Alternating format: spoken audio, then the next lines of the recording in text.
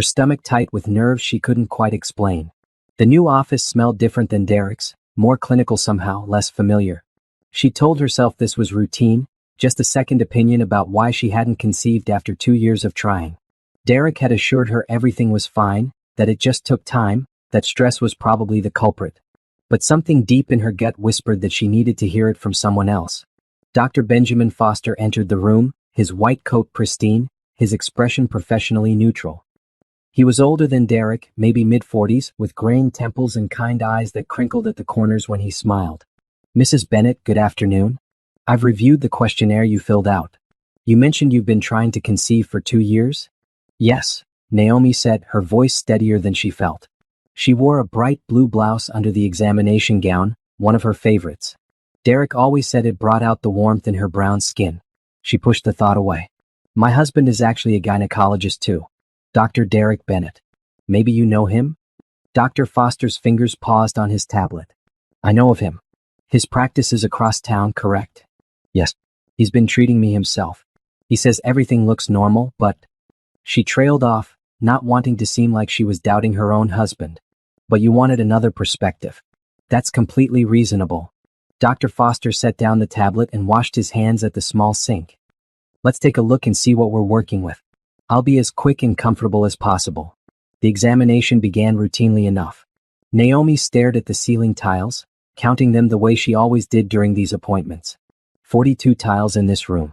Derek's office had 36. She'd counted them so many times over the past 2 years, during so many appointments where he'd assured her everything was progressing normally. But then Dr. Foster went quiet. The silence stretched longer than it should have. Naomi felt her heart begin to race, a cold sweat breaking out along her hairline. She could hear him breathing, measured and controlled, but something had changed in the room's atmosphere. "Mrs. Bennett," he said finally, his voice careful, "I need to ask you something. You said your husband has been your primary physician for your reproductive care." "Yes. For the past 5 years, actually. Since before we got married." She tried to sit up, but he gestured for her to wait. "And he's performed all your examinations? Prescribed any medications or treatments?" "Of course." "What? Is something wrong?" The anxiety in her chest bloomed into full panic. Dr. Foster rolled his chair back and removed his gloves. His expression was troubled, the kind of look that made Naomi's blood run cold. "I'm seeing some things that concern me. Physical indicators that don't match what I would expect from someone who's been trying to conceive naturally." "What kind of indicators?" Her voice came out smaller than she intended. "There are signs of recent hormonal intervention. Specifically, the kind that would be used to suppress ovulation, not encourage it." He met her eyes directly. "Mrs. Bennett, I need to run some comprehensive blood work immediately. What I'm seeing shouldn't be there if your goal has been to get pregnant." The room tilted. Naomi gripped the edges of the examination table, her knuckles going ashen against her brown skin. "I don't understand. Derek has been giving me prenatal vitamins. He said they would help prepare my body." "I'm not making any accusations," Dr. Foster said quickly, though his face said otherwise. "But the physical evidence suggests long-term exposure to contraceptive hormones. The concentration I'm detecting isn't something that happens naturally." Naomi's mind raced. Derek gave her vitamins every morning with breakfast. Small pink pills from an unmarked bottle. He said they were specially formulated, better than over-the-counter options. She took them faithfully, trusting him completely. He was her husband. He was a doctor. He loved her. Didn't he? "I need you to get dressed," Dr. Foster continued, his voice gentle but urgent. "I'm going to order a full hormone panel, liver function tests, and a few other screenings. I want to see exactly what's in your system. Can you do that for me right now?" She nodded mutely, her throat too tight for words. "And Mrs. Bennett, I need you to not mention this visit to your husband just yet. Not until we have the results. Can you do that too?" The request sent ice through her veins. "You think he's been, what? Hurting me? On purpose?" Dr. Foster stood, his expression grave. "I think we need information before we draw conclusions. But yes, I have serious concerns about the care you've been receiving. The patterns I'm seeing aren't consistent with treatment aimed at achieving pregnancy. They're consistent with preventing it." Naomi dressed in a daze, her fingers fumbling with buttons that suddenly seemed too complicated. The bright blue blouse felt wrong now, like a costume from a play she hadn't known she was performing. In the mirror she looked the same. Beautiful, Derek always said. Her natural hair framed her face in soft coils. Her skin glowed with the health she'd always taken pride in. But her eyes looked different. Haunted. The blood draw took 15 minutes. Naomi watched the vials fill with dark red, each one a potential answer to questions she'd been afraid to ask. The phlebotomist, a cheerful woman in purple scrubs, chatted about the weather. Naomi couldn't follow the conversation, just nodded and smiled automatically. "We'll have preliminary results by tomorrow afternoon," Dr. Foster told her in his office afterward. "Full panel by the end of the week. I'm going to be honest with you, Mrs. Bennett. If my suspicions are correct, this is a serious situation. Medical malpractice. Potentially criminal." "He's my husband," Naomi whispered. "He wouldn't. We're trying for a baby. It's all he talks about. How much he wants to be a father." "I hope I'm wrong," Dr. Foster said, but his eyes said he didn't believe that. "In the meantime, I want you to stop taking any medications your husband gives you. Tell him you're giving your body a break, that you read something online about letting your system reset. Can you do that?" She nodded again. The world felt unreal, like she was watching herself from outside her body. "And Mrs. Bennett, do you have somewhere safe you can stay if you need to? Family, friends?" "My mother lives about 20 minutes away." The words came automatically. "Why would I need to stay with her?" "Just a precaution. If what I'm seeing is deliberate, confronting your husband could be difficult. I want you to have options." Naomi left the office in a fog. Her car sat in the parking lot where she'd left it, a sensible sedan Derek had helped her choose 3 years ago. Reliable, he'd said. Safe. She sat in the driver's seat for a long time, staring at nothing. Her phone buzzed. A text from Derek. "Don't forget, dinner with the Johnsons tonight at 7. Or something nice. Love you." She stared at the message. "Love you." He signed every text that way. Every morning, he kissed her forehead and told her she was beautiful. Every night, he held her and talked about the children they would have, the house they would buy, the life they would build. Had it all been a lie? Naomi drove home on autopilot, her mind spinning through 5 years of memories, looking for cracks she'd missed, warning signs she'd ignored. But there was nothing. Derek had been perfect, attentive, loving. He'd supported her career, encouraged her friendships, never raised his voice or his hand. He'd been, by all accounts, an ideal husband, except that he might have been poisoning her. The thought made her stomach heave.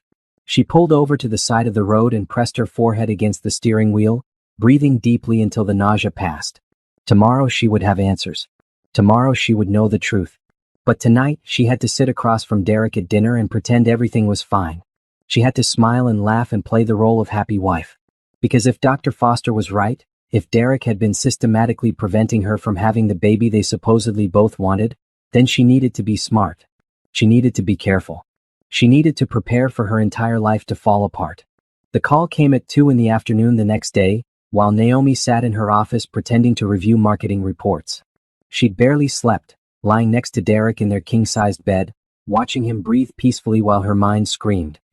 He'd kissed her goodbye that morning like always, reminded her to take her vitamin, smiled at her with such warmth that she'd almost convinced herself Dr. Foster was wrong. Almost. "Mrs. Bennett, this is Dr. Foster. Do you have a moment to talk privately?" Naomi closed her office door and locked it. "Yes. Tell me." "I'm sorry." 2 words and her world tilted. "The preliminary results confirm my concerns. Your blood shows elevated levels of levonorgestrel and ethinyl estradiol. Combined, those are the active ingredients in oral contraceptives. Long-term use based on the concentrations. Months, possibly years." The phone nearly slipped from her shaking hand. "But I've never taken birth control. Not since before Derek and I got married. We stopped specifically so we could try for a baby." "I know. Mrs. Bennett, I need you to bring me those vitamins your husband has been giving you. I want them tested immediately. He gives them to me every morning with breakfast. I've never even looked at the bottle closely. It's in the medicine cabinet. I trusted him. I understand this is devastating. But we need concrete proof before we can take further action. Can you get the bottle without him knowing?" Naomi's mind raced. Derek was at his practice until 6. She could go home, photograph everything, take the pills. "Yes, I'll do it now." "Good. Bring them to my office. And Mrs. Bennett, I think you should consider contacting an attorney. What's been done to you is not just a betrayal of trust. It's a crime." An attorney. The word echoed in her head long after she ended the call. She was going to need a lawyer for her husband. Her husband, who she'd loved for 7 years, married for 5. The man she'd planned her entire future around. The drive home took forever and no time at all. Naomi parked in the driveway of the house they'd bought together 3 years ago. A pretty colonial with blue shutters and a garden she'd planted herself. She'd imagined children playing in that yard. Birthday parties and tree houses and scattered toys. All lies. Inside, everything looked normal. The breakfast dishes Derek had washed were drying in the rack. His coffee mug sat where he always left it. A note on the counter. Can't wait to see you tonight. You're my everything. Naomi wanted to scream. Instead, she walked calmly to the master bathroom and opened the medicine cabinet. The vitamin bottle was right where it always was, pink pills visible through the translucent orange plastic. No label. No manufacturer information. Just Derek's handwriting on a piece of medical tape. Naomi's prenatals. She photographed it from every angle with her phone. Then she opened it and shook half the pills into a plastic bag, careful to leave enough that Derek wouldn't notice any missing. Her hands shook so badly she nearly dropped them. What else had he lied about? Naomi started searching. She went through their bedroom with methodical precision, opening drawers she'd never looked in because they were his space. In his nightstand she found nothing unusual. His closet held only clothes and shoes. But in his home office, in a locked drawer of his desk, she found the crowbar. It took 3 tries to get the drawer open. Inside were bank statements for an account she didn't know existed. Over $60,000, deposited in small increments over the past 3 years. A second phone, password protected. And a folder labeled medical records. Her hands shook as she opened it. Inside were copies of her charts from Derek's practice. But there were notations she'd never seen, prescriptions she'd never known about. Patient continues on oral contraceptive regimen under guise of prenatal supplementation. Showing signs of frustration regarding conception delays. Reassured that stress is normal factor. Will continue treatment. The dates went back 2 years. 2 full years of documented deception. Naomi photographed every page, her vision blurring with tears she refused to let fall. Not yet. She needed to see everything first. At the bottom of the folder was a printed email. The address was one she didn't recognize, but the content made her blood run cold. Derek, we need to talk about when you're going to tell her. I'm 8 weeks along now and it's getting harder to hide. You promised me we'd be together once she finally gave up on getting pregnant. How much longer are you going to string her along? The signature, Simone. Naomi sat on the floor of Derek's office, surrounded by evidence of his betrayal, and tried to remember how to breathe. There was another woman. He'd gotten her pregnant, while systematically ensuring his own wife couldn't conceive. Her phone rang. Tasha Monroe, her best friend since college. Naomi answered without thinking. Hey girl, haven't heard from you in a few days. Everything okay? No. The word came out broken. Tasha, I need help. I need a lawyer. Can you come over? I'm already in my car. Tasha didn't ask questions, didn't hesitate. Hold tight, sweetheart. I'm 10 minutes away. Naomi gathered all the evidence. Photos of the pills, the bank statements, the medical records, the emails. She'd moved on autopilot, her legal training kicking in even as her heart shattered. By the time Tasha arrived, she had everything organized in a folder on her laptop and backed up to the cloud. Tasha took one look at Naomi's face and pulled her into a fierce hug. Tell me everything. So she did. The words poured out in a torrent, 5 years of perfect marriage revealed as an elaborate lie. Tasha listened without interrupting, her expression growing harder with each revelation. That son of a... Tasha caught herself. Okay. First, you're coming to stay with me tonight. We're packing your essentials right now. Second, first thing tomorrow morning, we're meeting with Preston Clark. He's the best divorce attorney in the state and he owes me a favor. Third, we're filing a police report. What Derek did isn't just unethical. It's assault. I can't believe this is happening. Naomi's voice cracked. Yesterday morning, I woke up thinking I had a good marriage. Maybe not perfect, but good. We had problems, sure, but we were working on them. Or at least I thought we were. You didn't have problems. You had a husband systematically drugging you against your will. Tasha's voice was steel. That's not a marriage problem. That's a crime. They packed quickly. Naomi moved through her closet, grabbing clothes in a daze. A red dress Derek had bought her for their anniversary. A green sweater she'd worn on their first date. Everything felt contaminated now, tainted by his deception. She threw them in the suitcase anyway. She'd need clothes, and she refused to let him take anything else from her. What about when he gets home? Naomi asked as they loaded her car. When he sees I'm gone, you're going to send him a text from my house. Something normal. Tell him you're having a girls' night staying at my place. We need time to get everything in order before he knows you know. Element of surprise is crucial. At Tasha's apartment, Naomi finally let herself fall apart. She curled up on the couch and sobbed, 5 years of love and trust shattering like glass. Tasha sat beside her, rubbing her back, letting her cry it out. He said he loved me, Naomi whispered when she could speak again. Every day. Multiple times a day. Was any of it real? I don't know, honey. Maybe in his twisted mind it was. But real love doesn't look like this. Real love doesn't involve drugging your partner to prevent them from having the baby they desperately want. Naomi's phone buzzed. Derek, where are you? Coming home soon. She typed with shaking fingers. Girls' night with Tasha. Lost track of time. Staying here tonight. Love you. The words felt like poison, but they were necessary. Just a little longer, she told herself. Just until everything was in place. Derek's response came quickly. Have fun. Don't let her keep you up too late. Love you more. Naomi showed the message to Tasha, who made a disgusted sound. Gaslighting to the very end. Don't worry, we're going to destroy him. I don't want revenge, Naomi said. Then she paused, reconsidered. Actually, that's a lie. I want him to lose everything the way I'm losing everything. His license. His practice. His reputation. I want everyone to know what he did. Then that's what we'll make happen. Tasha squeezed her hand. I promise you, Naomi. We're going to make him pay. That night, Naomi couldn't sleep. She lay in Tasha's guest room, staring at the ceiling, replaying every moment of her relationship with Derek. Looking for the signs she'd missed. The red flags she'd ignored. Their first date had been magical. He'd taken her to an art gallery, spent 3 hours talking about her favorite paintings. He'd been attentive, funny, charming. When had the charm become manipulation? When had love become control? She thought about the vitamins. Every morning, without fail, Derek handed her that pink pill. Smiled at her. Told her how much he wanted their baby. How hard he was trying to figure out why it wasn't happening. All while ensuring it never would. How could someone do that? How could you lie to someone's face day after day, year after year? Make love to them while systematically sabotaging their dreams? Naomi's phone lit up with another text from Derek. Thinking about you. Can't wait to see you tomorrow. She didn't respond. In the morning, everything would change. In the morning, she would start taking back her life. But tonight, she mourned the death of her marriage and the loss of the man she'd thought she loved. Because that man had never existed. He'd been a carefully constructed illusion, and the real Derek, the one who drugged her and cheated on her and lied to her face, was a stranger wearing a familiar mask.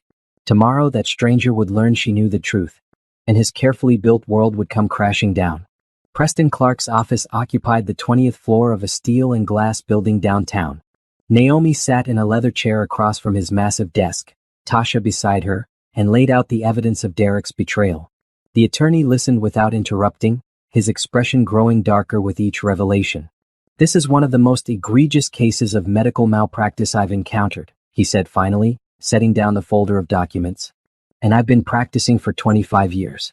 The systematic nature of it, the premeditation, the duration. Mrs. Bennett, your husband didn't just betray your trust. He committed assault, fraud, and malpractice. Can we prove it? Naomi asked. Her voice sounded stronger today, anger replacing shock. In court. With what you've gathered. Absolutely. The medical records from his office documenting his actions are particularly damning. He essentially confessed in writing. Add in Dr. Foster's examination results and the lab analysis of those pills, and we have an airtight case. Preston leaned forward. But I need to know what you want from this. Justice takes many forms. I want a divorce. I want everything. The house, the savings, his retirement accounts. I want him to pay for what he did to me financially and legally. And I want his medical license revoked so he can never do this to anyone else. Consider it done. Preston smiled, a sharp expression that reminded Naomi of a predator. I'll draft the divorce papers today. We'll also file complaints with the medical board and the police. Your husband's career is over, Mrs. Bennett. I'll make sure of it. They spent 3 hours going over details. Bank accounts, property ownership, medical documentation. By the time Naomi left, her head spun with legal terminology and strategic planning. But underneath the confusion was a core of steel. Derek had stolen 2 years of her life. She would make him pay for every minute. You okay? Tasha asked as they walked to the parking garage. No. But I will be. Naomi straightened her shoulders. She wore a maroon blazer today, professional and powerful. Clothes as armor. I need to know more about Simone. Who is she? How long has this been going on? Way ahead of you. Tasha pulled out her phone. I did some digging last night. Simone Hayes, 28, works as a nurse at Derek's practice. She's been there for 3 years. 3 years. Naomi's stomach turned. So this has been going on almost as long as we've been married. It looks that way. There's more. Simone posts on social media constantly. Instagram, Facebook, everything public. She's been documenting her pregnancy for the past 2 months. Tasha showed Naomi the phone. A pretty woman with light brown hair smiled at the camera, one hand on her barely visible belly. The caption, 8 weeks and glowing. Baby daddy better get ready. Naomi felt sick. Does she know he's married? Based on her posts, yes. There are a few veiled references to waiting for him to handle his situation and complicated circumstances. She knew and she didn't care. They reached Naomi's car. She leaned against it, breathing deeply. I want to confront her. Tell her what kind of man she's having a baby with. Not yet. Tasha gripped her shoulder. We don't tip our hand until everything is in place. Preston will serve Derek with divorce papers next week. The medical board complaint goes in tomorrow. Once it's all official, then you can do what you want. But we stay strategic until then. Naomi nodded. Tasha was right. Emotion couldn't drive this. She needed to be smart, calculated. The way Derek had been when he'd planned to destroy her ability to have children. That evening, Naomi returned to the house. It felt wrong now, this place she'd thought of as home. Every corner held memories that had turned rotten. The kitchen where Derek had handed her poison disguised as vitamins. The bedroom where he'd held her and lied about their future. The nursery she'd started to decorate, just paint samples and furniture catalogs, dreamed all of it built on lies. She found Derek's second phone in his office drawer, exactly where she'd left it.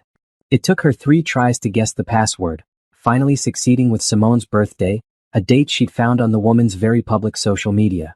The text messages told a story that made Naomi's blood boil. Hundreds of messages over the past year, each one more damning than the last. Can't wait until you're free of her and we can be a real family. I hate sneaking around like this. When are you going to tell her? She still doesn't suspect anything? You're such a good liar. Our baby deserves to have both parents together. You promised me you were working on it. Derek's responses were worse. Be patient. She's starting to give up on getting pregnant. Another few months and she'll accept it's not happening. Then I can leave without feeling guilty. You're the only one I love. Naomi is just comfortable, familiar. You're my future. The baby is everything I've ever wanted. We're going to be so happy. Naomi photographed every message, her hands remarkably steady given the rage coursing through her veins. This wasn't just an affair. This was a calculated plan to trap her in a childless marriage while he built a real family with someone else. The front door opened. Derek's voice called out, "Honey, I'm home." Naomi quickly put the phone back in the drawer and composed herself. She met him in the kitchen, her face a careful mask of normalcy. He kissed her cheek, the gesture now repulsive. How was your day? He asked, loosening his tie. A burgundy one she'd given him for Christmas. Fine. The usual. Naomi turned away, unable to look at him without her fury showing. How was the practice? Busy. Mrs. Henderson came in for her 3rd trimester checkup. The baby's doing great. He smiled, oblivious. Reminded me that we should keep trying. Maybe we should schedule another fertility consultation? I know a specialist in the city. The casual cruelty of it stunned her. He could stand there, fresh from texting his pregnant mistress, and suggest more fake treatments for the infertility he'd caused. The audacity was breathtaking. Maybe, Naomi managed. I'm actually thinking of taking a break from it all. The stress might be part of the problem. Derek's expression shifted slightly, a flicker of something she might have missed if she wasn't looking for it. Relief? Satisfaction? That might be smart. Sometimes when you stop focusing on it, it just happens naturally. Naturally. While he kept feeding her birth control pills. I'm tired, Naomi said abruptly. I think I'll go to bed early. Want company? Derek moved closer, his hands reaching for her waist. Naomi stepped back. Actually, I'm not feeling great. Might be coming down with something. Okay. He looked disappointed but not suspicious. Get some rest. Love you. She couldn't say the words back. Couldn't force them past the disgust clogging her throat. In their bedroom, Naomi locked herself in the bathroom and ran the shower to cover the sound of her crying. Silent sobs shook her shoulders as she slid down the wall, hugging her knees to her chest. How was she supposed to sleep beside him for another week? Pretend everything was fine while she knew the truth? She couldn't do this. Couldn't maintain the charade. Naomi pulled out her phone and texted Tasha. I need to move up the timeline. I can't stay here with him.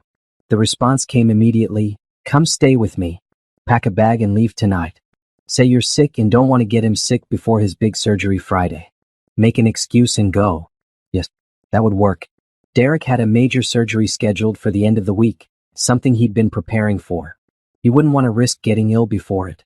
Naomi splashed water on her face, composed herself, and returned to the bedroom. Derek was already in bed, reading a medical journal. She pulled a duffel bag from the closet. What are you doing? He asked. I think I might have the flu. I feel awful and I don't want you to catch it before Friday. I'm going to stay at Tasha's for a few days. You sure? I can sleep in the guest room. No, it's fine. Tasha's closer to my office anyway, and I have that big presentation on Thursday. This way I won't disturb you with my tossing and turning. Derek got up and kissed her forehead, checking for fever. The gesture felt like a violation. Text me if you need anything. I can bring you soup or medicine. I will. Thanks. Naomi grabbed random clothes, toiletries, anything to make the bag look legitimate. Then she fled, desperate to escape his presence.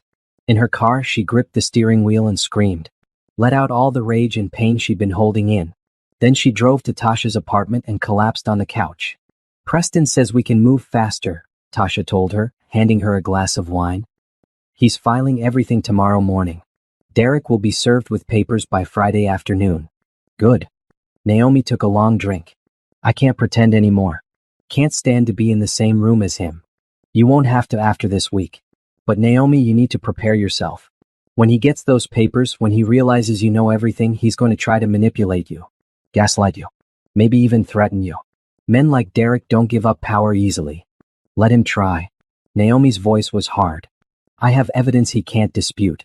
I have medical proof. I have his own written confession in his patient notes. What can he possibly say to make this better? He'll try anyway. They always do. Tasha sat beside her. Just promise me you won't listen. Don't let him back in your head. I promise. Naomi looked at her friend. Thank you for having my back through this. Always. That's what friends are for. Tasha raised her glass. To taking down lying, manipulative bastards. I'll drink to that. Naomi clinked her glass against Tasha's, and for the first time since this nightmare began, she felt a spark of something besides pain. She felt hope. Hope that she would survive this. Hope that Derek would face consequences. Hope that someday somehow she would build a life free from his lies. Friday afternoon, Naomi sat in Tasha's living room when her phone exploded with calls. Derek's name flashed across the screen 12 times in a row. She let each one go to voicemail, her heart pounding. He's been served, Tasha said, watching from the kitchen. Preston said it happened at his office about an hour ago, in front of staff and patients. Good. Naomi wanted him humiliated the way she'd been. Let everyone see the perfect Dr. Bennett unraveling. The voicemail started coming through. She put the phone on speaker so Tasha could hear. Naomi, what the hell is this? Divorce papers? Call me immediately. This is insane. Baby, please. Whatever you think you know, we can talk about it. Just come home so we can discuss this like adults. This is a misunderstanding. I don't know who told you what, but they're lying. I love you. Please call me. The messages grew more desperate as the stack of evidence against him became clear. By voicemail number 8, his tone had shifted from pleading to anger. You went through my private files? That's a violation of my privacy, Naomi. You had no right. If you think you can take me for everything in this divorce, you're mistaken. I have lawyers too. Call me back right now. We need to discuss this before you make things worse for yourself. Naomi deleted each message without responding. Let him stew in uncertainty. Let him feel a fraction of the confusion and pain she'd experienced. An hour later, Derek showed up at Tasha's apartment. Naomi watched through the window as he got out of his car, his usually composed face twisted with fury. He pounded on the door. Naomi, open up. I know you're in there. Tasha called through the door without opening it. She doesn't want to talk to you, Derek. Leave now or I'm calling the police. This is between me and my wife. Stay out of it. Your wife has a restraining order being filed on Monday. You're violating it before it even exists. I suggest you go home. Naomi. Derek's voice cracked. Please, baby. Just talk to me. 5 minutes. That's all I'm asking. Naomi stood on the other side of the door, her whole body shaking. Part of her wanted to throw it open and scream at him, demand answers for questions she hadn't even fully formed yet. But the smarter part, the part that was learning to protect herself, kept her rooted in place. I'll give you 5 minutes, she said finally, knowing she'd regret it. But she needed to look him in the eye. Needed to hear him try to explain the inexplicable. But not here. Coffee shop on Main Street. 30 minutes. Public place, cameras everywhere. And if you try anything, I walk away and you never hear from me again. Silence. Then, okay. 30 minutes. Tasha grabbed Naomi's arm as Derek's footsteps retreated. Are you sure about this? No. But I need closure. I need to hear him try to justify what he did. Naomi pulled on her coat, a bright green one that made her feel brave. Come with me. Sit at a different table, but come with me. The coffee shop was crowded, full of college students studying and couples on dates. Normal people living normal lives. Naomi found a table in the back, visible to Tasha but isolated enough for private conversation. Derek arrived exactly on time. He looked terrible, his usual polished appearance disheveled. His shirt was wrinkled, his hair uncombed. Dark circles shadowed his eyes. Under different circumstances, Naomi might have felt sorry for him. Today she felt nothing but cold satisfaction. He sat down across from her, reaching for her hands. She pulled them away. Don't touch me. Naomi, please. I can explain. Explain what? How you been drugging me for 2 years. How you got your mistress pregnant while telling me you wanted a baby with me. Explain which part, Derek? His face crumpled. It's not what you think. It's exactly what I think. I have your medical records. Your notes documenting how you gave me birth control pills disguised as prenatal vitamins. I have text messages between you and Simone. I have bank statements showing money you hid from me. I have everything, Derek. So don't insult me by claiming I misunderstood. I love you, he whispered.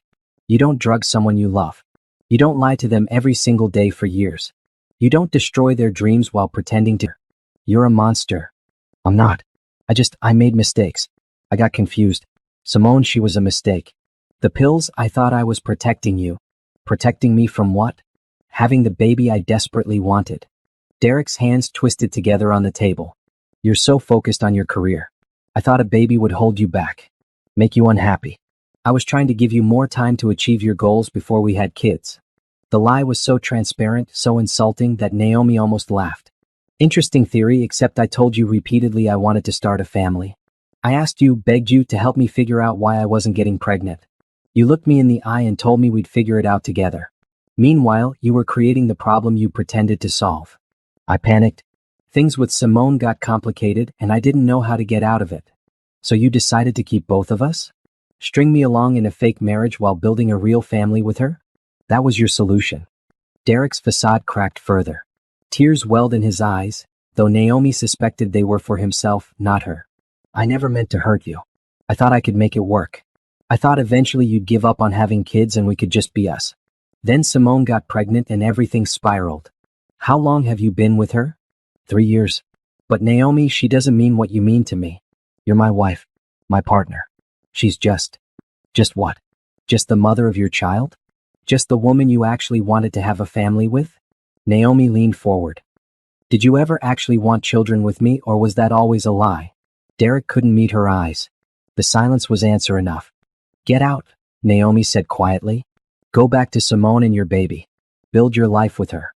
But you'll do it poor and without your medical license because I'm taking everything from you. The house, the money, your career. All of it. You can't do that. I'll fight you. You'll lose. Preston Clark has already filed complaints with the medical board. The police are investigating. You committed a crime, Derek. Multiple crimes. You assaulted me medically for years. That's not something you recover from professionally or personally. Derek's face went white. You went to the police? Of course I did. What you did is illegal. Did you really think I'd just quietly divorce you and move on? Naomi, please. Think about what you're doing. If this goes public, it'll destroy both of us. People will ask why you didn't notice. They'll blame you for being stupid enough to trust me. The attempted manipulation was so clumsy it was almost sad. Let them. I'd rather be seen as too trusting than as the man who poisoned his wife. Your reputation is done, Derek. Accept it. She stood up. Derek grabbed her wrist, desperate. Wait, can't we work this out? Go to counseling, start over? I'll end things with Simone. We can try again for real this time. Naomi yanked her arm free. You don't get it. There is no we anymore. There never really was. You created an illusion and I fell for it. But I'm awake now and I see you clearly. You're pathetic. Weak. A coward who drugged his wife rather than have an honest conversation about what he wanted. I'm sorry. Derek was crying now, really crying. I'm so sorry. I love you. Please don't do this. You should have thought about that before you destroyed our marriage. Before you stole 2 years of my life. Before you got another woman pregnant while lying to my face. Naomi picked up her purse. Sign the divorce papers. Give me what I'm owed. Maybe then I'll consider not pursuing criminal charges. You'd let me go to jail? In a heartbeat. She walked away without looking back, Tasha falling into step beside her. Outside, Naomi's legs gave out. She leaned against the building, breathing hard, adrenaline crash hitting her all at once. You were incredible in there, Tasha said, steadying her. Absolutely incredible. I wanted to hit him. Scream at him. Break down and demand to know why I wasn't enough. But you didn't. You stayed strong and in control. That's what matters. Tasha helped her to the car. Come on. Let's go home. You've earned some wine and terrible reality TV. That evening, curled up on Tasha's couch with a glass of Chardonnay, Naomi finally processed what had happened. She'd confronted Derek.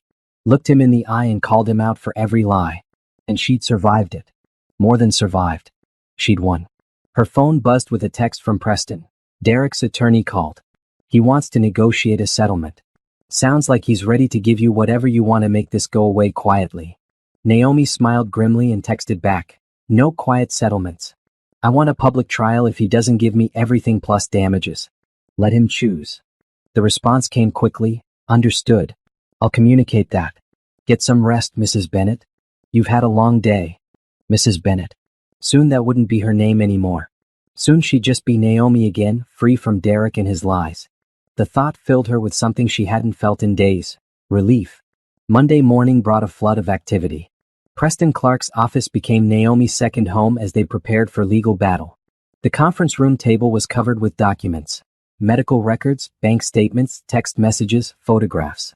Everything they needed to destroy Derek's defense. The medical board hearing is scheduled for next month, Preston explained, organizing files. They took one look at the evidence and fast-tracked it.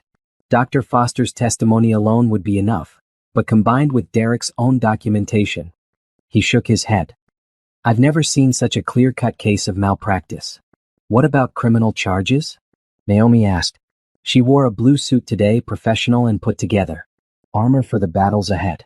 The district attorney is reviewing the file. Assault with intent to cause bodily harm, fraud, possibly more depending on what else they find. Derek's looking at potential prison time. Preston met her eyes. Are you prepared for how ugly this might get? He's going to try every tactic to discredit you. Let him try. I have truth on my side. The first salvo came that afternoon. Derek's attorney, a sleek woman named Patricia Owens, requested a meeting. Naomi agreed, curious what approach they'd take. Patricia was younger than expected, maybe 40, with sharp eyes and an expensive suit. She sat across from Naomi and Preston with the confidence of someone used to winning. Mrs. Bennett, I'll be direct. My client made serious mistakes. He's willing to admit that and offer a generous settlement. How generous? Naomi asked. Full custody of the marital home. In exchange, you agree to withdraw the medical board complaint and criminal charges. The offer was substantial. More than Naomi had expected. But it wasn't enough. No. Patricia's eyebrow rose. That's a very fair offer, Mrs. Bennett. More than you'd likely get in court. I don't want fair. I want everything. And I want Derek to face consequences for what he did. Money doesn't erase 2 years of systematic abuse. Medical abuse, Patricia corrected. Let's be accurate about what happened here. Let's be accurate about all of it, Preston interjected. Your client drugged his wife for 2 years while having an affair and impregnating his mistress. He documented his actions in patient files. He planned and executed this deception with full knowledge of its illegality. There's no defense. Patricia's pleasant expression never wavered. There are always defenses, Mr. Clark. For instance, Mrs. Bennet had access to those pills for 2 years. She could have had them tested at any time. Why didn't she? The implication hung in the air.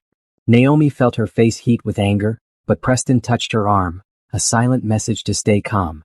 Because she trusted her husband, Preston said. That's not a defense for his actions. That's proof of how deeply he betrayed her. Or proof that the marriage had issues neither party is being honest about. Perhaps Mrs. Bennet suspected what the pills really were but chose to take them anyway to avoid pregnancy while pursuing her career. Maybe this is buyer's remorse dressed up as victimhood. Naomi stood up so fast her chair scraped loudly against the floor. Get out. We're done here. Patricia gathered her papers, unruffled. Think about my offer, Mrs. Bennet. Because once this goes to trial, once every detail of your marriage is made public, you might wish you'd taken the money and moved on quietly. Trials are messy. They expose everything. Are you ready for the world to know every intimate detail of your relationship? Every fight, every insecurity, every moment of weakness. Are you ready for the world to know your client is a criminal? Naomi shot back. Because that's what he is. Not a flawed husband. Not someone who made mistakes. A criminal who systematically poisoned his wife. We'll see what a jury decides. Patricia left without another word. Naomi sank back into her chair, shaking. She's going to paint me as complicit. Make it seem like I knew what was happening. She's going to try, Preston agreed. But her argument falls apart under scrutiny. Why would you file complaints if you were complicit? Why would you gather evidence against yourself? Her strategy is intimidation, hoping you'll take the settlement to avoid trial. Don't give her that satisfaction. The next blow came from an unexpected direction. That evening, Naomi's phone rang with an unknown number. Against her better judgment, she answered. Naomi? It's Simone. Naomi's blood ran cold. How did you get this number? Derek gave it to me. Look, I know you hate me, but we need to talk. Woman to woman. We have nothing to discuss. Please.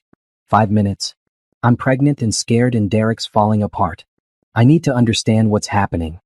Something in Simone's voice, a genuine note of fear, made Naomi pause. You want to know what's happening?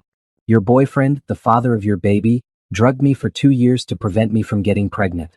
He systematically abused me while planning a life with you. That's what's happening. Silence. Then quietly, I didn't know about the pills. He told me you couldn't have children naturally. That you'd agreed not to pursue fertility treatments. He lied to you. Just like he lied to me. I'm starting to realize that. Simone's voice cracked. He told me he was getting divorced. That you were filing papers. He made it sound mutual, like you both wanted out.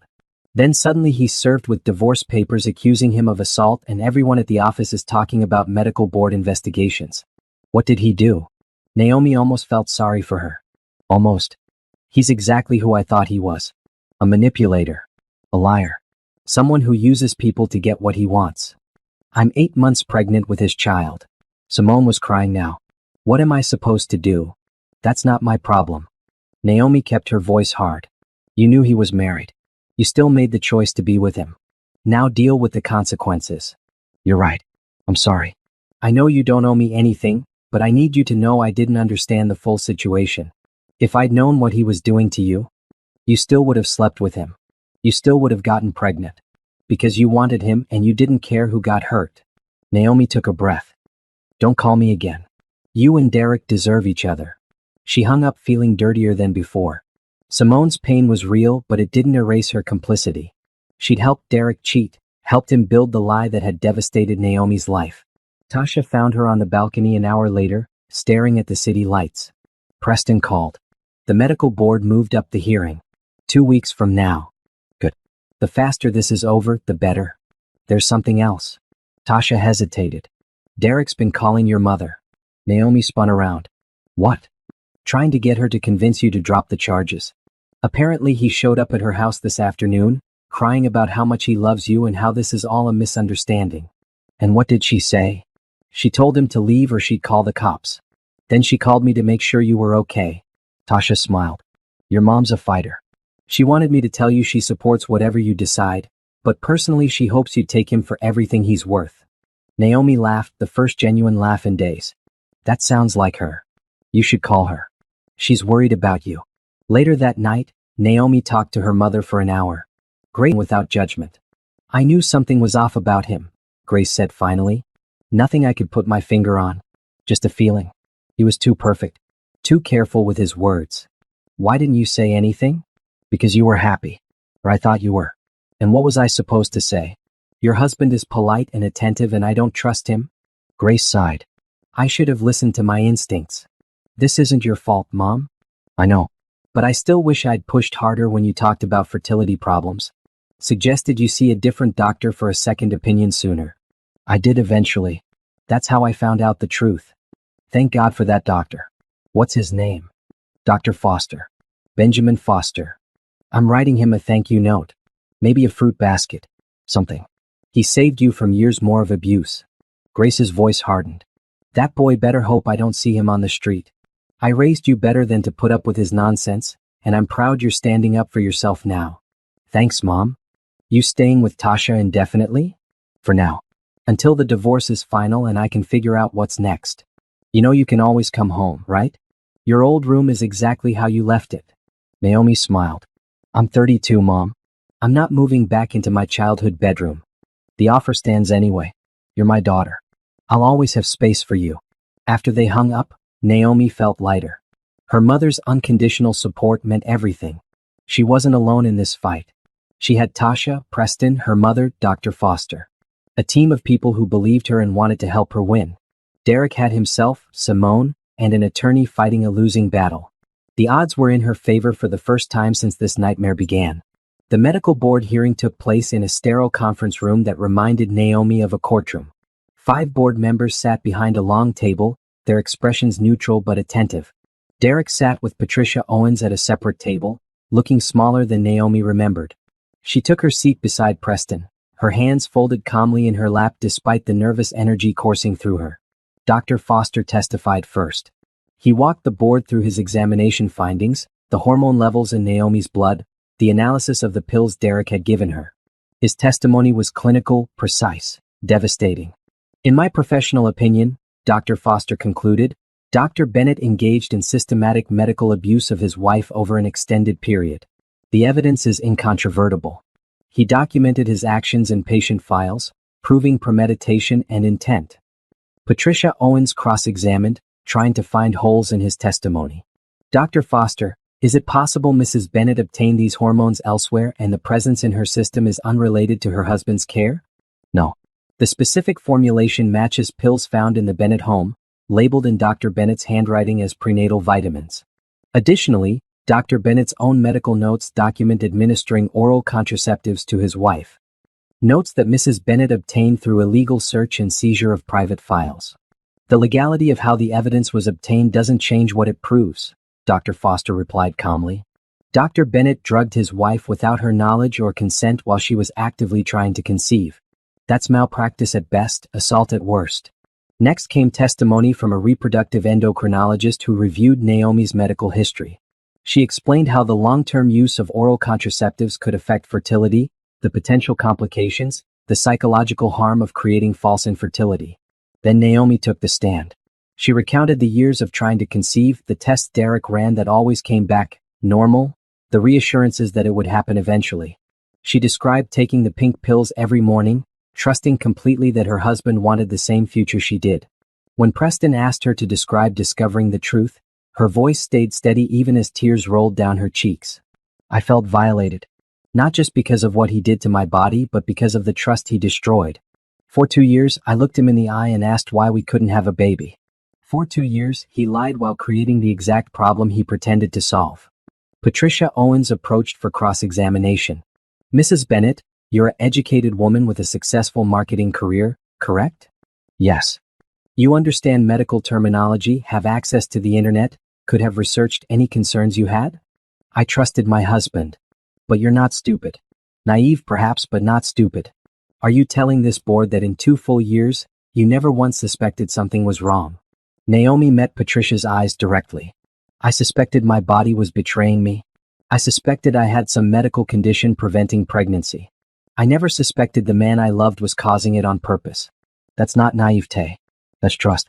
And he weaponized that trust against me. Patricia pressed harder. You had access to those pills? You could have had them tested yourself at any time. Why would I? They were in a bottle my husband labeled as prenatal vitamins. I had no reason to doubt him.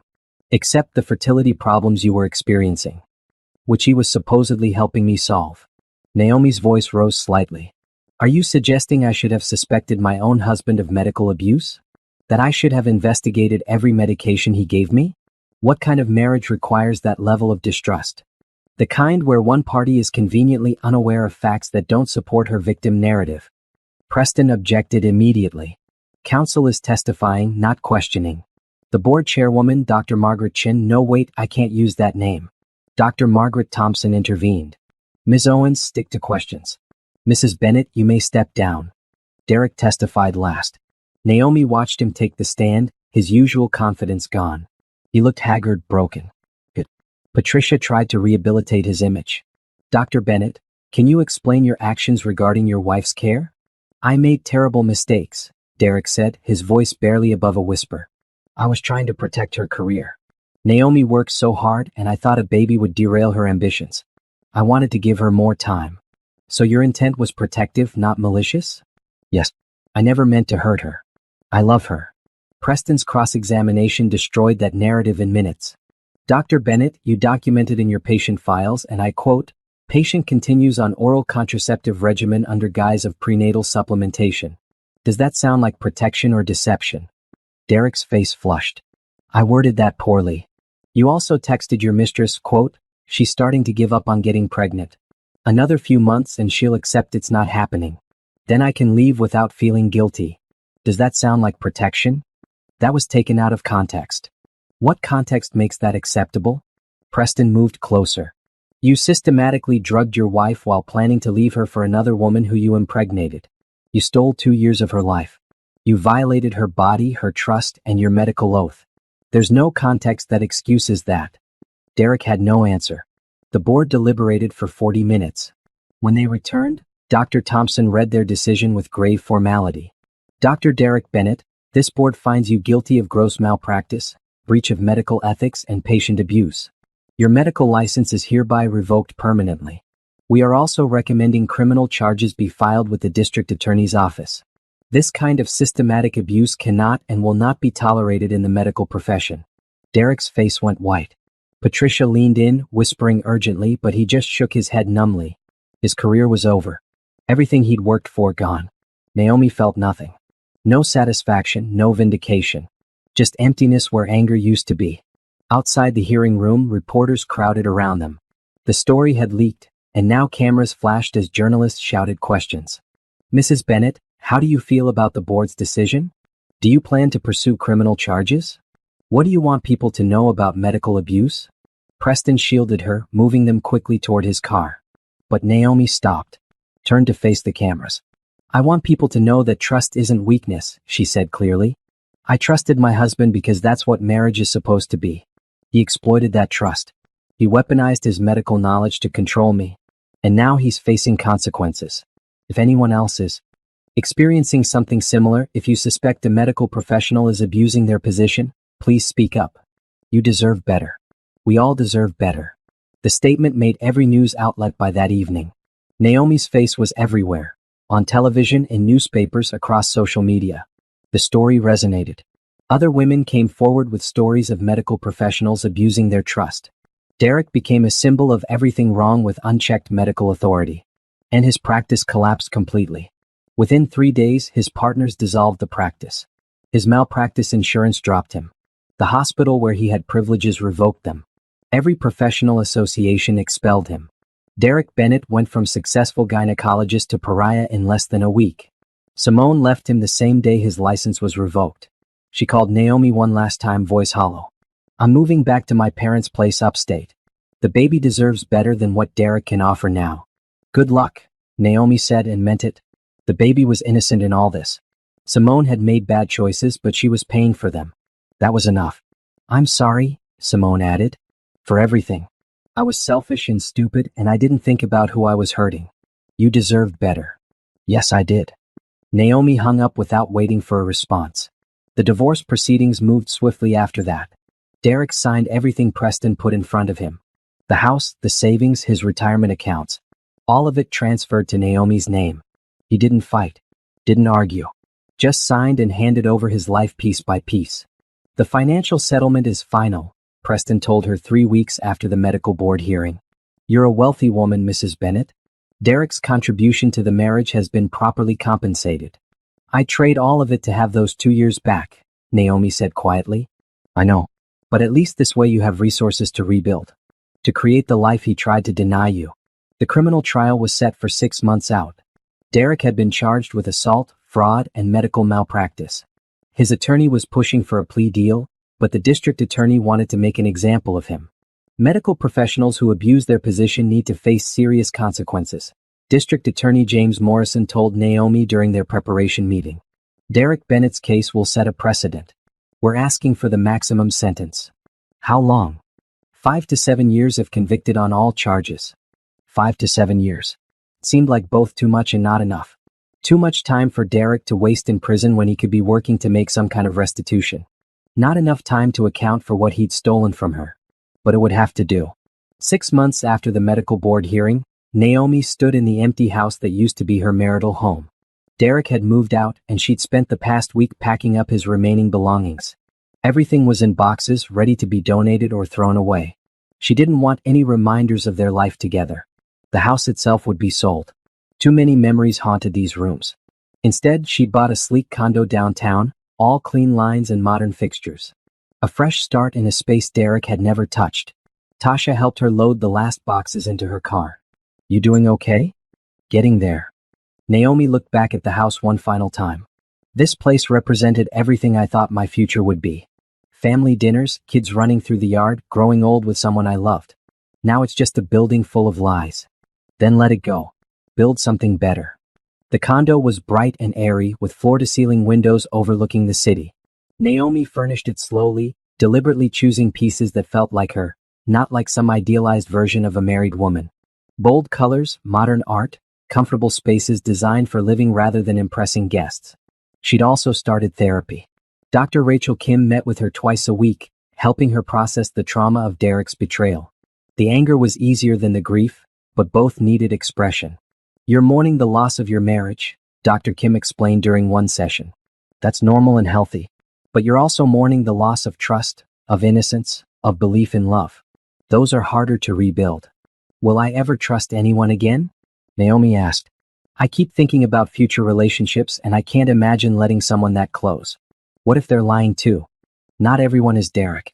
Most people are honest, flawed humans trying their best. You learned that trust without verification can be dangerous. Now you'll be more cautious. That's not a bad thing. It feels lonely. It is lonely. But loneliness is temporary. You're building yourself back up, stronger this time. Eventually, you'll be ready to let people in again. On your terms. Naomi threw herself into work.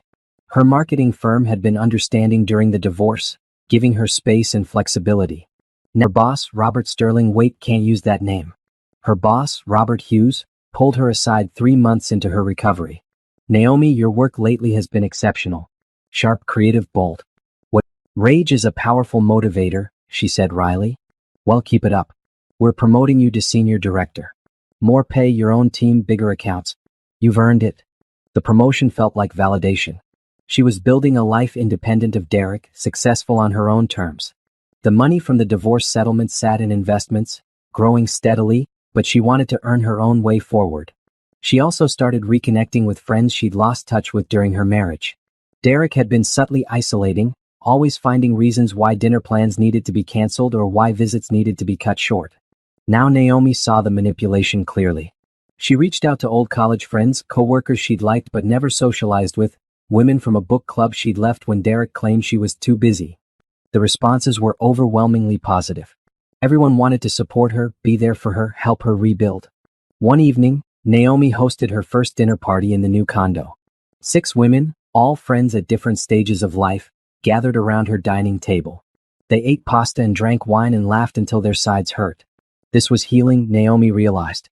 Connection, community, joy. To new beginnings, Tasha toasted, raising her glass. To new beginnings, they echoed. Naomi's body healed slowly.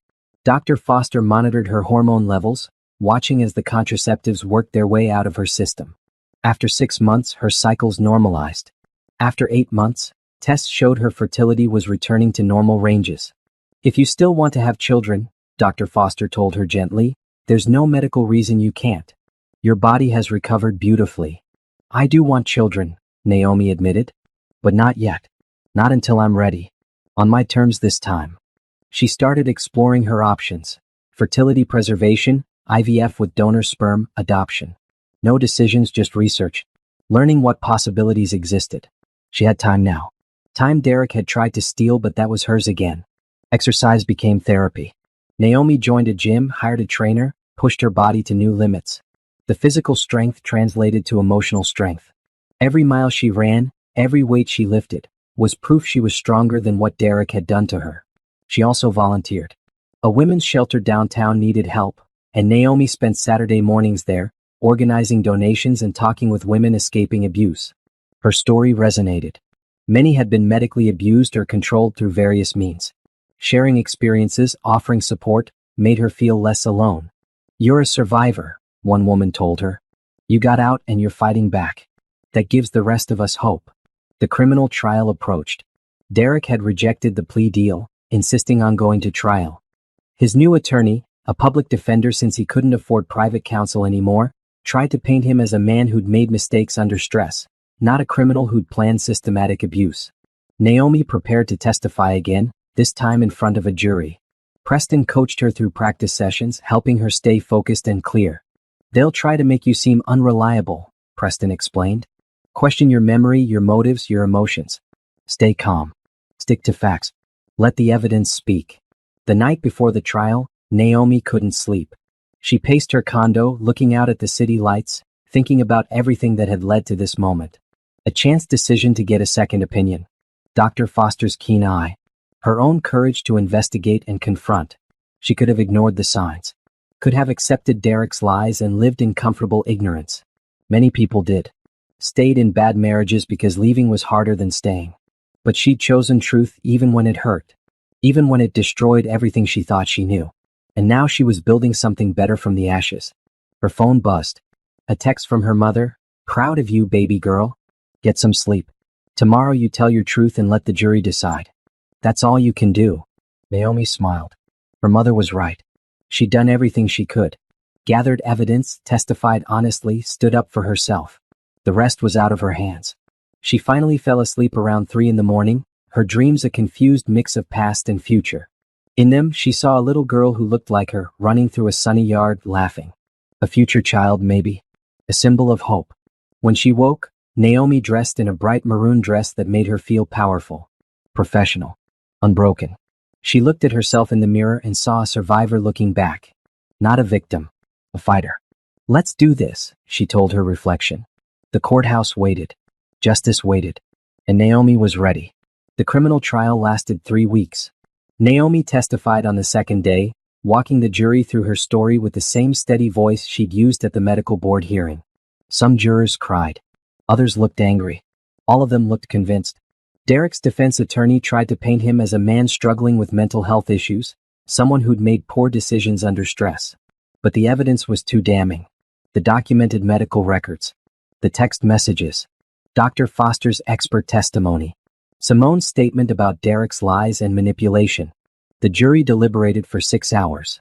When they returned, the verdict was unanimous on all counts. Guilty. Derek showed no emotion as the judge read the sentence. 5 years in state prison, followed by 3 years of supervised probation. He'd be 51 when he got out, his medical career permanently destroyed, his reputation ruined. Mr. Bennett, the judge said, her voice stern, you violated the trust inherent in both marriage and medicine. You used your position of authority to systematically abuse someone who loved you. That kind of betrayal deserves serious consequences. I hope you spend your time in prison reflecting on the harm you've caused. Derek was led away in handcuffs. Naomi watched him go, feeling a strange mix of satisfaction and emptiness. Justice had been served, but it didn't erase what he'd done. It didn't give her back the years he'd stolen. But it was something. A line drawn, a statement made. This behavior won't be tolerated. Outside the courthouse, reporters swarmed again. But Naomi was prepared this time. She'd written a statement, practiced it with Preston until it felt natural. Today, justice was served, she told the cameras. But this case is about more than one man's crimes. It's about the power imbalances that exist in medicine, in marriage, in society. It's about the trust we place in professionals and partners, and how devastating it is when that trust is weaponized against us. I hope my story encourages others to speak up, to question, to demand transparency. No one should suffer in silence the way I did. The statement went viral. Major news outlets picked it up. Naomi received hundreds of messages from women sharing their own stories of medical abuse, manipulation, control. The response was overwhelming and heartbreaking. She started speaking publicly. First at a local women's group, then at a medical conference about patient rights. Her story became a rallying cry for better oversight, clearer protocols, stronger protections. A publisher reached out, interested in a book. Naomi declined. She wasn't ready to relive everything in that much detail yet. A nonprofit focused on medical advocacy and patient education. Know Your Care launched 6 months after the trial, offering resources about medical rights, second opinion services, and support for people experiencing medical manipulation. Funding came from her divorce settlement. Volunteers came from everywhere.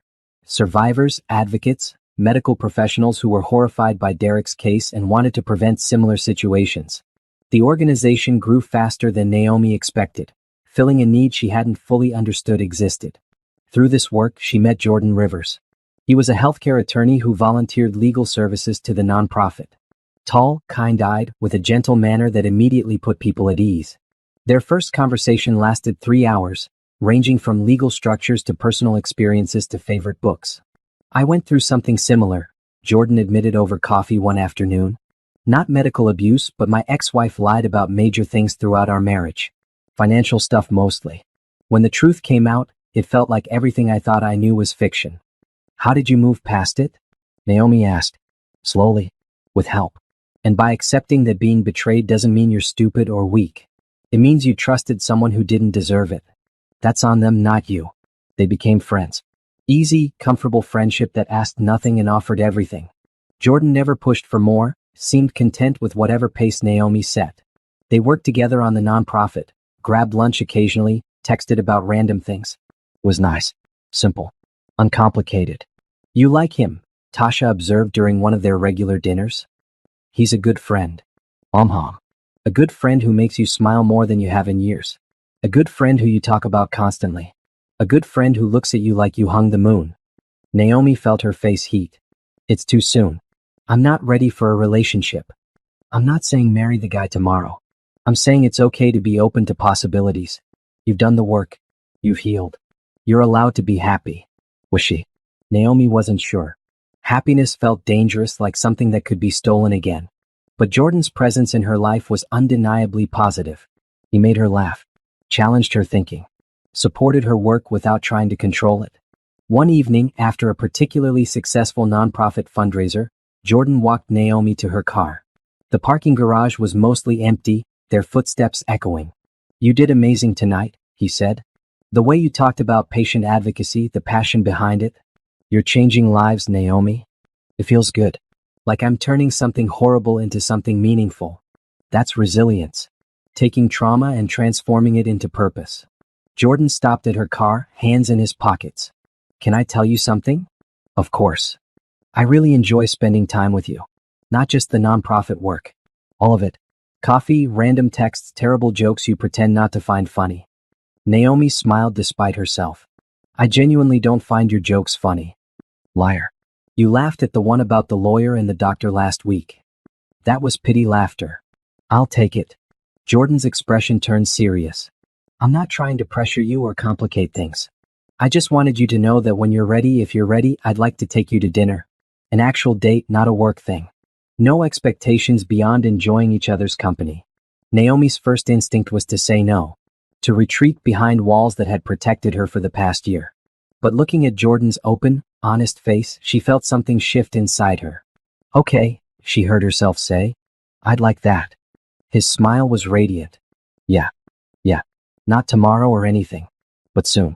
When I feel ready. Take all the time you need. I'm not going anywhere. They went on their first date 3 weeks later. Dinner at a quiet Italian restaurant, conversation flowing easily, no pressure or expectations. Jordan was exactly who he seemed. Kind, funny, genuine. No hidden agendas or secret phones or alternate lives. It felt scary and wonderful all at once. They took things slowly. Dates every few weeks. gradually increasing in frequency. Naomi was hypervigilant at first, looking for red flags, testing his honesty. But Jordan remained consistent, patient, understanding. "I don't want to be your rebound or your trauma response," he told her after their 5th date. "If we're doing this, I want it to be because you genuinely want to, not because you're trying to prove you're over Derek." "I am over Derek," Naomi said firmly. "I'm not over what he did, but I'm over him. He's in prison where he belongs and I've moved on." "Have you though? Moved on?" The question stung because it was fair. "I'm working on it. Every day I'm a little more me than I was. A little less defined by what happened. That's good enough for me." Jordan took her hand carefully, giving her time to pull away if she wanted. She didn't. "We'll figure this out together at whatever pace works for you." Meanwhile, Naomi made another major decision. She wanted a child. Not because of Derek, not to prove anything, but because she genuinely wanted to be a mother. Her body had healed. Her mind was healing. She had resources, support, and love to give. She explored IVF with donor sperm, meeting with specialists and fertility clinics. The process felt empowering this time, her choice alone. No partner to consider, no husband to rely on. Just her deciding her own future. "I'm doing this," she told Tasha, Dr. Kim, her mother. "I'm having a baby." The support was unanimous and enthusiastic. Her mother cried happy tears. Tasha started planning baby showers. Dr. Kim called it a beautiful act of reclaiming her narrative. The IVF process began that spring. Hormone injections, monitoring, egg retrieval. It was uncomfortable and expensive and emotionally draining. But Naomi pushed through, focused on the goal. Jordan supported her without overstepping. Drove her to appointments when she asked, gave her space when she needed it, celebrated small victories like successful fertilization. "You don't have to do this alone," he said after a particularly difficult appointment. "I know that's your default setting now, but you have people who care about you. Let us help." "I'm trying," Naomi admitted. "It's hard to lean on people when the last person I leaned on destroyed me. I'm not him. None of us are." Jordan's voice was gentle. "You're allowed to accept support without it meaning you're weak or dependent." The embryo transfer happened on a sunny Tuesday in June. Naomi lay on the examination table, Dr. Foster performing the procedure with the same gentle competence he'd shown throughout her healing process. "Good luck," he said as he finished. "I have a feeling about this one." The 2-week wait was torture. Naomi threw herself into nonprofit work, took long walks, tried not to obsess.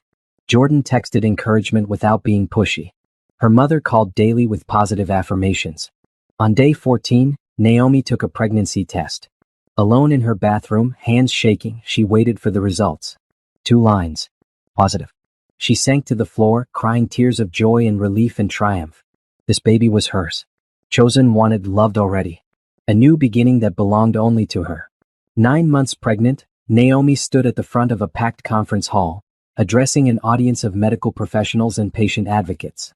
Her belly prominent in a bright blue maternity dress, she spoke about patient rights, medical transparency, and the importance of second opinions.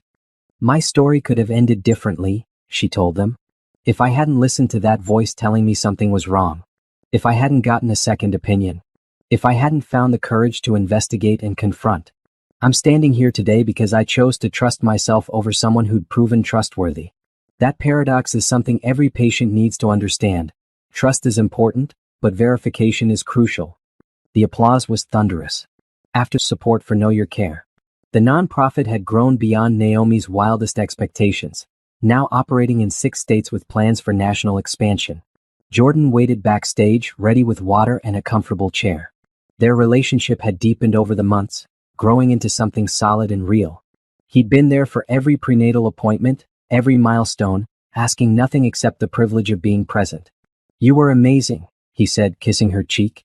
"Though I'm starting to think baby might have inherited your public speaking skills already, based on all that kicking during the Q&A. Naomi laughed, rubbing her belly. She just wanted to contribute. He, she, they. Whatever this little one turns out to be, they're going to be perfect. Life was full in ways Naomi had never imagined. Her career flourished. The nonprofit thrived. Her relationship with Jordan developed organically, built on honesty and mutual respect. She was surrounded by people who loved and supported her. Tasha, her mother, new friends made through advocacy work. Derek, meanwhile, had faded into irrelevance. Naomi occasionally saw news articles about prison reform that mentioned his case, but she no longer felt the spike of anger those reminders once triggered. He was her past. A cautionary tale. Nothing more. 2 weeks before her due date, Derek's attorney requested a meeting. Naomi almost refused, but curiosity won. She agreed to a phone call, Jordan sitting beside her for support. "Mrs. Bennett," the attorney began, "Derek wanted me to reach out. He's been working with a therapist in prison doing a lot of reflecting. He'd like to write you a letter. Apologize properly for what he did." "No," Naomi said immediately. "I don't want his apology. I don't want his letters or his reflection or his attempts at atonement. I want him to stay away from me permanently. He's sincere about making amends. Then he can make amends by serving his sentence and never contacting me again. That's the only amends I'll accept. He also wanted you to know that he's glad about the baby. That he hopes you'll find the happiness he denied you."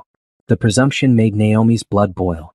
"Tell Derek that my baby has nothing to do with him. This child is mine. My choice, my joy, my future. He doesn't get to have opinions about it." She hung up before the attorney could respond. Jordan squeezed her hand. "You okay?" "I'm great. Derek still doesn't understand that he doesn't get access to my life anymore. But that's his problem, not mine." The baby arrived 3 days later. Labor was intense and exhausting and absolutely worth it. When the doctor placed the tiny, squalling infant on Naomi's chest, she felt a completeness she'd never experienced. "She's perfect," the nurse said. "Completely healthy." "A girl," Naomi whispered, tears streaming down her face. "I have a daughter." Her mother was in the delivery room, crying just as hard. Jordan waited outside, respecting Naomi's decision to have just family for the birth. But when she invited him in an hour later, his face lit up with such genuine joy that Naomi's heart squeezed. "She's beautiful," he said softly, looking at the baby in awe. "What's her name?" "Hope." Naomi had decided months ago. Hope Grace Bennett. After my mother, and because that's what she represents. Hope Grace Bennett entered the world healthy and loved, surrounded by people committed to protecting her and helping her thrive. Naomi looked at her daughter's tiny face and made a silent promise. "You will grow up knowing your worth, knowing that your voice matters, knowing that trust should be earned and maintained, not given blindly. You will be strong and confident and free." The first weeks of motherhood were exhausting and wonderful. Naomi's mother moved in temporarily to help. Tasha visited daily with food and baby supplies. Jordan came by every evening, never staying too long, always respectful of boundaries. "You're really good with her," Naomi observed one night as Jordan rocked Hope to sleep. "She's pretty easy to love." He looked up at Naomi. "You both are." Something in his tone made Naomi's breath catch. "Jordan?" "I'm not asking for anything," he said quickly. "I'm just saying what I feel. You and Hope, you've become incredibly important to me. I love watching you be a mom. Love seeing you so happy and confident. Whatever this is between us, however it develops, I'm grateful to be part of it." "I love you too," Naomi heard herself say. The words felt scary and right all at once. "I wasn't looking for love. Wasn't sure I was capable of it anymore. But somehow you snuck past my defenses." Jordan's smile was tender. "Best sneaking I've ever done." They kissed over Hope's sleeping form, gentle and sweet. A new kind of love, built on friendship and trust, and not the overwhelming passion of Naomi's relationship with Derek, but something steadier, safer, real. 6 months after Hope's birth, Naomi received notification that Derek was being released early for good behavior. 3.5 years served instead of 5. The news should have upset her, but mostly she felt indifferent. "He's nobody to me now," she told Jordan. "A name in my past. He can't hurt me anymore. What if he tries to contact you? Then I'll deal with it. But I doubt he will. His life is destroyed. Mine is flourishing. There's nothing he can offer me except more pain, and I won't give him that power."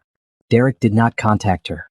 According to mutual acquaintances, he'd moved to another state, taken a job in pharmaceutical sales, tried to rebuild a life far from the city where his crimes had made headlines. Simone had reportedly kept the baby and refused to let Derek have any involvement. He was alone, starting over with nothing. Naomi felt no sympathy. He'd made choices that led to consequences. Now he lived with them just as she lived with the results of her choices. Her choices had led her here, to a beautiful daughter, to meaningful work, to genuine love, to a life rich with purpose and connection. On Hope's first birthday, Naomi hosted a party in her condo. Friends and family filled the space, celebrating the little girl who'd brought so much joy into their lives.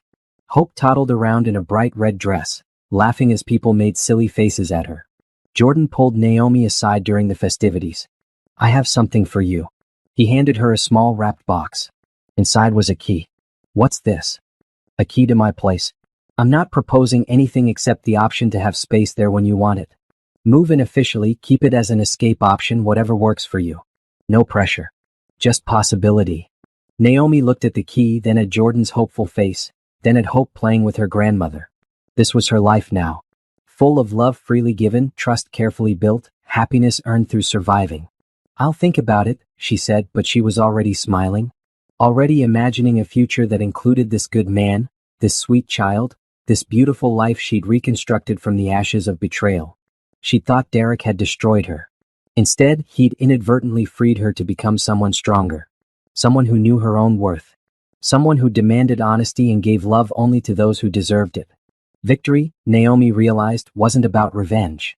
It was about living well, thriving, building something better from the rubble of what came before. And she was absolutely thriving.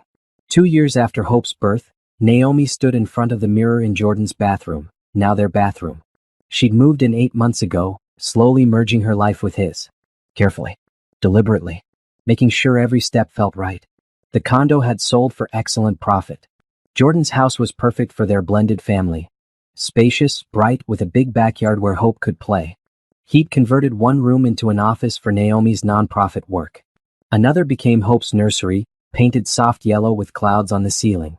This morning, Naomi wore a green dress for the Know Your Care annual gala. The organization had grown beyond her wildest dreams, now operating in 15 states with international interest. They'd helped thousands of patients get second opinions, connected survivors of medical abuse, advocated for stronger oversight laws. 3 states had passed legislation directly inspired by Derek's case. "You look stunning," Jordan said, appearing behind her. He wore a navy suit that made his eyes even more striking. "You look pretty good yourself." Naomi turned into his embrace. "Ready for tonight?" "Always ready to watch you inspire rooms full of people." He kissed her forehead. "Though I'm more excited about tomorrow." Tomorrow they were taking Hope to the zoo. Simple family time, the kind Naomi had dreamed about during those dark years with Derek. The kind she'd thought she'd never have. But here she was. Mother to a brilliant, joyful 2-year-old. Partner to a man who respected and supported her. Leader of an organization making real change. The gala was spectacular. 500 attendees, major donors, politicians, medical professionals. Naomi gave the keynote speech, sharing her story and highlighting the work Know Your Care had accomplished. 3 years ago, I stood in a doctor's office and learned my entire marriage was a lie, she told the crowd. That the man I trusted most had systematically abused me. I could have let that destroy me. Instead, I chose to transform my pain into purpose. To ensure no one else suffers in silence the way I did. Tonight, I'm proud to announce Know Your Care is launching a national hotline for patients who suspect medical abuse. We're partnering with the American Medical Association to develop new protocols for patient advocacy. And we're establishing a legal fund to help survivors pursue justice. The applause was deafening. After the speech, Dr. Foster approached her, pride evident on his face. "You've taken something I barely started and turned it into a movement," he said. "That second opinion was just the beginning. Look what you've built." "You saved me," Naomi replied. "Everything after that was only possible because you cared enough to question what you saw. You saved yourself. I just opened a door. You walked through it." Later, during dancing, Jordan pulled Naomi close. They swayed to the music, comfortable and connected. "I have something to ask you," he said quietly. Naomi tensed automatically, old reflexes kicking in. "What?" "Nothing scary. I promise." Jordan smiled reassuringly. "I was thinking we should start talking about the future. Real concrete plans, not just possibilities." "What kind of plans?" "Marriage maybe. More kids. Building something permanent together. Only if you want to. I know marriage is complicated for you after Derek." It was complicated. The word itself carried baggage. But looking at Jordan, feeling his steady presence, Naomi realized the complication wasn't about marriage. It was about trusting her judgment again. "I do want those things," she admitted. "With you. Just maybe not tomorrow." "How about next year?" Jordan's eyes sparkled. "Give you time to get comfortable with the idea. Maybe let me properly propose instead of springing it on you at a gala." "Next year sounds perfect." They danced until late, surrounded by people who believed in their mission and supported their work. When they finally drove home, Hope was asleep at Naomi's mother's house. They had the night to themselves, rare and precious. In bed later, Naomi stared at the ceiling, thinking about how far she'd come. From the examination room where Dr. Foster had discovered Derek's deception to this moment, safe and loved in a home built on honesty. "What are you thinking?" Jordan asked sleepily. "That I'm happy. Really, genuinely happy. I didn't think I'd feel this way again. You deserve happiness. You fought for it, built it from nothing. That takes incredible strength." Naomi turned to face him. "Do you ever worry I'm still broken? That Derek damaged me too much for a normal relationship? You're not broken. You're healing. There's a difference." Jordan touched her face gently. "And no relationship is normal. We all bring our histories, our wounds, our fears. What matters is how we handle them together. I still have nightmares sometimes. About discovering the pills, confronting Derek, testifying in court. That's natural. Trauma doesn't disappear just because you're in a better place. But it gets quieter, easier to manage. And you're not alone in it anymore." She kissed him then, grateful for his patience, his understanding, his love. They'd built something real together, something that honored both their pasts while reaching toward their future. Morning came bright and clear. Hope woke them at 6, bouncing on their bed with the boundless energy of toddlers everywhere. "Zoo day," she shouted. "See elephants." Naomi scooped her up, tickling her until she giggled uncontrollably. "Yes, zoo day. Let's get you some breakfast first." The three of them moved through morning routines with practiced ease. Breakfast, teeth brushing, getting Hope dressed in purple overalls she'd insisted on wearing. Jordan made coffee while Naomi packed snacks. Simple, domestic, perfect. At the zoo, Hope delighted in every animal. She pressed her face against the glass at the aquarium, squealed at the giraffes, demanded to ride the carousel 3 times. Jordan carried her on his shoulders when she got tired. Naomi captured photos on her phone, preserving these moments of joy. "Can we do this forever?" Hope asked during lunch, face covered in ice cream. "We can try," Naomi promised, wiping her clean. That evening, after Hope had been put to bed, Naomi sat in her home office reviewing the latest Know Your Care expansion plans. They were opening offices in 5 new cities, hiring more staff, developing training programs for medical students about patient advocacy. The work was endless but fulfilling. Her phone rang. A known number. She almost didn't answer, but something made her pick up. "Naomi, this is Simone." Naomi's first instinct was to hang up, but curiosity won. "What do you want?" "I'm calling to tell you that Derek died. Heart attack 2 days ago. I thought you should know." The news hit Naomi like cold water. Derek was dead. The man who'd controlled her, abused her, stolen years of her life. Gone. "Why are you telling me?" Her voice sounded distant to her own ears. "Because you deserve to know. And because I wanted to say I'm sorry. Again. For my part in hurting you. I was young and stupid and selfish. My daughter asks about her father sometimes and I don't know what to tell her. How do you explain someone like Derek? You tell her the truth age appropriately. That her father made terrible choices that hurt people. That she doesn't have to be like him. That his mistakes don't define her." Naomi paused. "How old is she?" 4. "She's beautiful and smart and I'm terrified I'll mess her up." "You won't. If you're worried about it, you're already doing better than Derek ever could." "Thank you for saying that." "And Naomi, I genuinely hope you're happy now. You deserved so much better than what we put you through." After hanging up, Naomi sat in silence. Derek was dead. She should feel something, relief maybe, or closure. Instead, she just felt empty. He'd already been erased from her life. His actual death changed nothing. Jordan found her there an hour later. "You okay? You've been quiet." "Derek died. Heart attack." Jordan sat beside her. "How do you feel about that?" "I don't know. I already grieved him years ago. He's been dead to me since the divorce. This just makes it official." "That's valid. You don't owe him complicated emotions just because he's gone." "I keep thinking about his daughter." Simone called to tell me. "The little girl is 4, asks about her father. What kind of life is she going to have, knowing her father was a criminal who died alone?" "That's not your responsibility," Jordan said gently. "You can have compassion without taking on their burden." "I know. It's just complicated. Most things are." That night, Naomi dreamed about Derek for the first time in months. But in the dream, he wasn't threatening or controlling. He was just gone, fading away like smoke, while she stood in sunlight holding Hope. When she woke, she felt lighter. Like some invisible weight had lifted. Derek's death made minor news. Disgraced doctor dies at 47 read one headline. The articles recapped his crimes, his conviction, his fall from grace. Naomi was mentioned as the victim who'd exposed him. She didn't read past the first paragraph. I don't need to relive it, she told Tasha over coffee. That chapter is closed. I'm writing new ones now. Good ones from what I can see. Tasha smiled at Hope, who was busy coloring at the next table. You've built an incredible life. We built it. You, Mom, Dr. Foster, Jordan. All of you helped me get here. We supported. You did the work. A month after Derek's death, Naomi received a letter from his attorney. Derek had left her something in his will, a letter written during his last week alive. She almost threw it away unopened.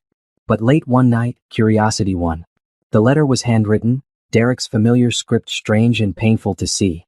It was short, direct. Naomi, I know I have no right to write to you. You made it clear you wanted no contact, and I've respected that. But I'm dying, and I need to say this before I go. I destroyed you. Systematically, deliberately, cruelly. I told myself I was protecting you, that I knew what was best, but the truth is I was protecting myself. I was a coward who couldn't be honest about what I wanted. I watched you suffer and did nothing because my comfort mattered more than your pain. You deserved better. You deserved truth, respect, partnership. Instead, you got me. I'm sorry. Those words are inadequate, but they're all I have. I'm glad you're thriving. Glad you have the family I denied you. Glad you turned your pain into something meaningful. You're stronger than I ever gave you credit for. Live well. Be happy. That's the only amends I can make now. Derek. Naomi read it twice, then put it in a drawer. Not forgiveness exactly, but acknowledgement. Derek had owned his actions, recognized his cruelty, released her from any obligation to his memory. It was enough. Spring arrived with new beginnings. Know Your Care announced a major grant from a national foundation. Jordan proposed properly, down on one knee in their backyard while Hope cheered. Naomi said yes without hesitation, ready to build this new future. Her wedding dress was red, bright and bold. They married in a small ceremony with close family and friends, Hope serving as flower girl. Naomi's mother cried happy tears. Tasha gave a toast about resilience and love. Dr. Foster attended, proud as any father. As Naomi and Jordan exchanged vows, she thought about the journey that had led here. The pain, the betrayal, the long climb back to trust and joy. She'd survived something that should have broken her. Instead, it had revealed her strength. I love you, Jordan said, slipping a ring on her finger. I love you, Naomi replied, meaning it completely. They kissed as husband and wife, Hope squealing with delight. Cameras flashed, people clapped, and Naomi felt overwhelmingly grateful for this moment, this life, this second chance at happiness.